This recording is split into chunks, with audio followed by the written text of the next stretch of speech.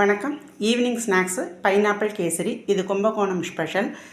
இதுக்கு ரேஷியோ வந்து 1 கப்பு ரவை எடுத்தால் 3 கப்பு தண்ணி, 2 கப்பு ஜீனி, 1 கப்பு நெய்.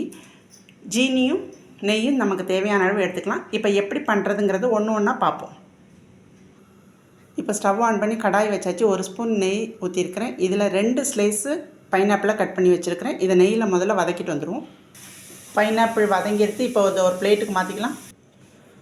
3 ஸ்பூன் நெய் ஊற்றி முந்திரி பருப்பும் ரவையும் நல்லா சிம்மில் போட்டே வறுத்துக்கலாம். இப்போ ரவையை நல்லா வறுத்தாச்சு. இப்போ ஒரு பிளேட்டில் மாற்றிக்கலாம். இப்போ 3 கப் தண்ணி சேர்த்துக்கலாம். தண்ணி நல்லா கொதிச்சோடனே ரவையை சேர்த்துக்கலாம். நான் வந்து ஃபுட் கலர் சேர்த்துருக்கேன். நீங்கள் குங்குமப்பூ இருந்தால் குங்குமப்பூ சேர்த்துக்கலாம். ரவை நல்லா வெந்துடுத்து. இப்போ ஜீனியும் ஏலக்காய் பொடியும் சேர்த்துக்கலாம். இப்போ பைனாப்பிளையும் செரி ஃப்ரூட், டிட்டி ஃப்ரூட் சேர்த்துக்கலாம். 3 ஸ்பூன் நெய் சேர்த்துக்கலாம். Pineapple kesari ready. நன்றி.